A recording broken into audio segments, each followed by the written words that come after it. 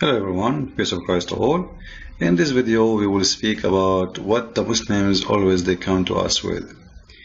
Your Bible is corrupt. And what the Christians do when they hear a Muslim saying such a statement, Christians they get in alarm and say no, this is not true. And honestly, Christians, you should not do that. Because simply when a Muslim he speak to you, when he say that the Bible is corrupt, do you know he's talking about what?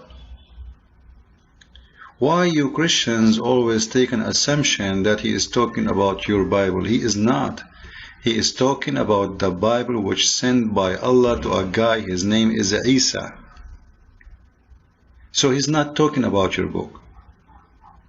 So if a Muslim he says to you, the Bible of the Christians is corrupt, you should know that he's talking about the Christians, which is in his book, which is following a guy, his name is Isa. We have no idea who is this guy. And the book which is corrupt is the book which is given from Allah to Isa. Now, honestly, is that my problem? Just to make it simple, I don't want to make it complicated. Abdul, listen to me. You are saying to us that your Allah, he sent the book. And then a bunch of Christians, they screwed your God and changed his book. Now, this is the problem of who? This is your problem. Because if your God is God, how the Christian, they change the book? How they can win against your God? I cannot even change a copy of Microsoft CD. They have a copyright. Your God could not even keep one copy? What kind of God he lose? And the Muslims, they say to us, their God, he sent 124,000 prophets. All of them, their books is gone. Except one prophet. His name is Muhammad. He was the victorious. Abdul, what's wrong with you, man? Your God is a big loser.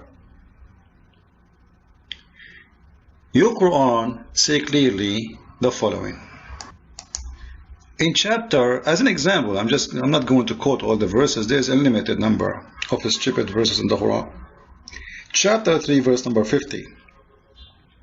If you speak Arabic, you can read in Arabic. If you don't, just choose any translation, which all of them is false anyway. Because Muslims, they will never give you a correct translation in order to protect their religion from being exposed. However, I'm going to use the false translation just to make it more legitimate for the Muslims at least. وَمُصَدِّقًا لِمَا بَيْنَ يَدَيْهِ مِنَ التَّوْرَاةِ How Muhammad he say? He is approving the Quran, saying that Jesus is speaking in the Quran, and he is approving what is between his hands of the Torah. In the same time, we will find different story. This is mean, by the way, you can open the translation. Go to any Yusuf Ali. Let's go to Yusuf Ali. Just wait. So people will not say, what are you talking about? We have no idea. We don't understand. All right. I have come to you to attest the law which was before me and make lawful for you wherever. So according to this, Jesus, he is telling the Jews that he received a book. It's called the Gospel. Thank you, Allah. So this is the Gospel of Allah now. Is the one later will be gone. Remember, Muslims, when you talk about the Gospel is corrupt, you are talking about the Gospel of your God, Allah, the God of all the Abduls, not our God. So Christian should not defend this story here, because simply this is the Gospel of Allah. And if Allah cannot protect his words, this is his problem, not my problem. Actually, this is enough proof that Allah cannot be God. You see, the Quran itself says, وَلَا مُبَدِّلَ لِكَلَامِ اللَّهِ. Nobody can change the words of Allah. Nobody can change the word of Allah. The Quran says that. And then you want to tell me that Allah, his word change? The Muslim, they will say to you, that verse mean the Quran. Why mean the Quran? It doesn't say the Quran. It says nobody can change the words of Allah. Let me show you the verse. There's 3 verses speaking specifically that no one can change the words of Allah, and it doesn't say anything about the Quran. Alright? وَلَا مُبَدِّلَ لِكَلِمَاتِ اللَّهِ, chapter 6 verse number 34, chapter 6 verse 115, and the chapter 18 verse number 27. And by the way, what kind of God is God? He keep repeating the same verse over and over and over. You know? Anyway, welcome to the Quran. And none can change his words. Do you see it? This is your Muslim translation. None can change his words. His words. It doesn't say the Quran. However, let us say for the sake of argument, this is about the Quran. Well, this is very stupid too. Because why Allah decided to protect the Quran? Why He don't say the sentences about the Gospel, the Torah? Does it hurt Him? Why He allowed those books to be corrupt? If it's just an easy word, He can just say, you know, no one can change the word of Allah, and that's it. Nobody can change it. So just to make it simple, if Allah is saying no one can change His words, and you are saying to me, we can, and you did already change His words, it's mean your God is a potato God. He's not God. Secondly, you are not accusing me with my book when you say that, because according to the Quran, the Gospel is sent by Allah. If you're Muslim, you will say to me, no, it's not sent by Allah, it's sent by the God of the Christians. Okay, thank you very much. This is mean you just admitted that Allah is not God, and the one who sent the true Gospel is my God, not Allah. So if you accept that this is your God who sent the Gospel, and then you accept that, as an example, this verse in here, Jesus saying that He is saying to them, I assure you, I accept what I have between my hands. And He was speaking about what? Speaking about the Torah. But if we go to different verse, we will see the following. In chapter 4, verse number 46, and this one is speaking about the Jews, it says the following. Read with me. Of the Jews, there are those who displace words from their right places. Okay, let us take this, that this has really happened. And the Jews, they displace the words from their right places. Now, if you read the story, you will see that this doesn't match. Why? Because you just gave me a verse about Jesus saying that He agree and He approve the Gospel, which is, the Torah, which is between His hand. You know, here we go. In the front of your eyes. In verse number 50, if you don't like the translation of Yusuf Ali, we can change it, no problem. Which one sweet you, brother Abdul? Which one? Let us go to Biktal. Biktal, what do you want to say, Biktal? Okay, let's see what Biktal is saying. Here we go. And I came confirming that which was before me of the Torah. Okay, how he can confirm it if the Jews destroy it and they corrupt it? Like, come on.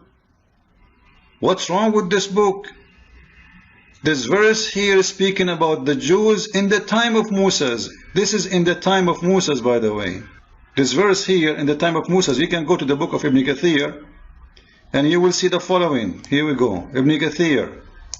There was 70 men in the time of Moses, when they are, remember the 70 men who they are displacing the words from their you know. We go to different verse if you want. Chapter 2, verse number 75. If we go to this verse, chapter 2, verse number 75, the same drama. There is 70 men in the time of Moses, who they changed to listen to Moses, and then they alter the word. Now, do they alter them by the meaning, or they alter them by word, mean writing? If you want to say he altered them by the meaning, then you have a problem in the Quran by the meaning, because that doesn't make sense. Because simply Moses is there, the prophet himself, and all of us, we know that the Jews they obey Moses. Why they will alter? He is their leader. If they accept him as a prophet, they accept him as a prophet. And until now, the Jews, they follow the law of Moses. What alter? Like what? Like what? Name for me one thing the Jews alter. Can you? Like what? What's wrong with you, Abdul? Like I understand you will say the Christians,